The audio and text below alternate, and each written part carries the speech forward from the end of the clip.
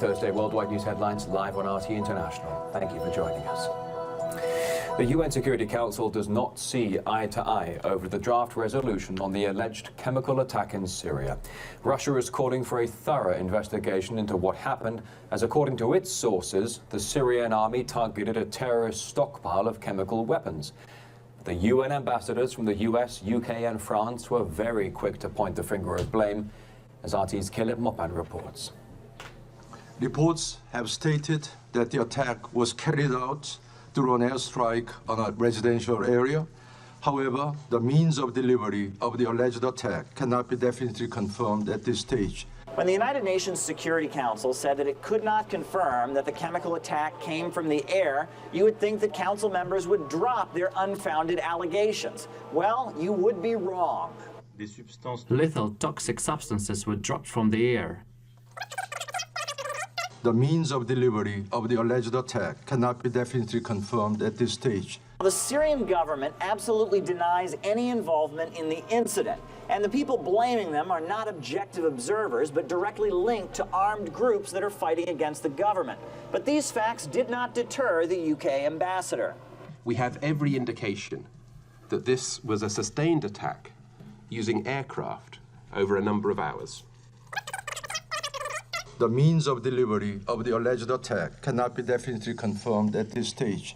It seems that the Western powers are eager to blame Assad regardless of what the UN says. U.S. Ambassador Nikki Haley took it even further. When the United Nations consistently fails in its duty to act collectively, there are times in the life of states that we are compelled to take our own action.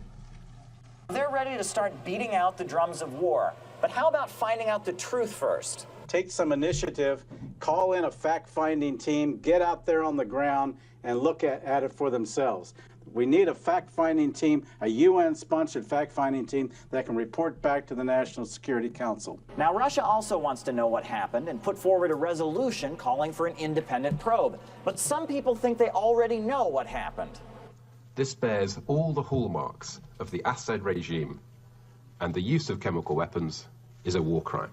There is an obvious truth here that must be spoken. The truth is that Assad, Russia, and Iran have no interest in peace. How many more children have to die before Russia cares? But why wait for the facts when you can just blame the usual suspects?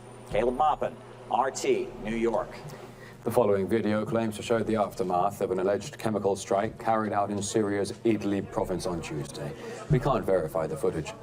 During the Security Council meeting, the US ambassador showed photos of alleged victims of the attack to help to illustrate her point. However, it is not the first time we've seen a visual presentation being used instead of actual hard evidence. Yesterday morning, we awoke to pictures, to children. Beautiful little babies. Being carried in the arms of desperate parents. These heinous actions by the Assad regime cannot be tolerated. Less than a teaspoon of dry anthrax, a little bit about this amount. This is just about the amount of a teaspoon. Saddam Hussein has placed Iraqi troops and equipment in civilian areas. Iraq declared 8,500 liters of anthrax. A final atrocity against his people. It shows what sort of mentality some of them have. They don't care about international law, international legality. So when it suits them, they want to bypass the Security Council now and the United Nations, just like they did with the war on Iraq in 2003. They bypassed international legality.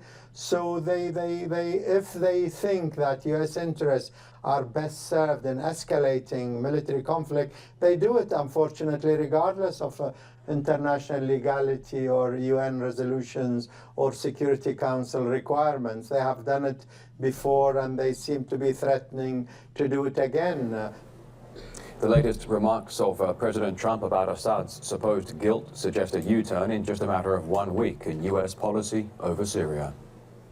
My attitude toward Syria and Assad has changed very much.